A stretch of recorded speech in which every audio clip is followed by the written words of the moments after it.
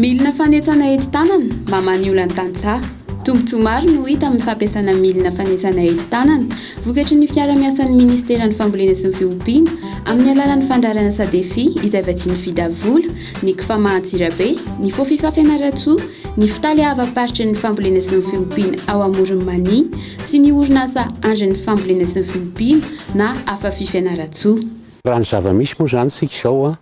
dia eto ampanaovana ny démonstration momba nyreto milina fanesana reto satria ny tasaha indrindra amin'ny alalan'ny kesa manana olana satria ny olona anankiray dia roara sasany izay no kesainy demi journée raha hoe tonga dia manesa tanana izy dia roara sasany vitan'ny vehivavy anankiray dia raha ny rasikena hita teo zao nampiasa an'ilay masinina dia zerentsika tsara fa raha hiara zao no toerana nampiasana azy io vetivety ama sy nitazona lera teo fa vetivety satria tonga dia efatra le kesa indray misatoka ary vetivety le izy amin'ny maha mekanika azy dia izay zavatra izay zany eo amin'ny fandaniana amin'ilay exploitation satria raha manao code d'exploitation anao zany dia tena ho hita hoe tena mandany vola le manesa tonga dia tanana ary mandany fotoana. Misy olona hatramina 20-30 no manesa toerana dia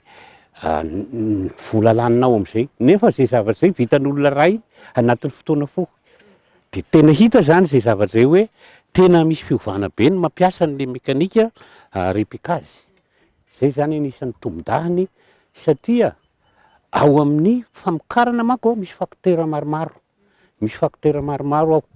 na ny fiasana ny tany, na ny fitondrana ny zezika, na ny fitantanana ny rano. Be dia be zany ilay facteur hatramin'ny fanesana tonga any amin'ny fanangonana any am-pihinanana mihitsy aza dia izay facteur rehetra izay zany ialana vola daholo dia ny kesa zany zao voavaha satria mihena be ilay fandaniana dia izay zavatra izay ary sapa koa zany zao hoe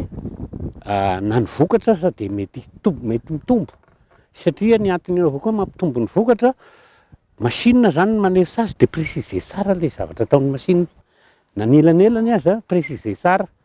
dia izay zavatra izay zany anisan'ny mampitombo ny vokatra koa facteur mampitombo ny vokatra koa ka raha ireo facteur maromaro ireo zany no miasa daholo na tany amin'ny fandonana ny tany fitondrana zezika sy ny sisa dia mino aho fa miakatra ny vokatra. Notanterahina ny 3 Jolay 2024 tao Fianaratsoa faritra Matsihatra ambony ny fampisehoana ny fampiasana ny milina fanetsana enti-tanana.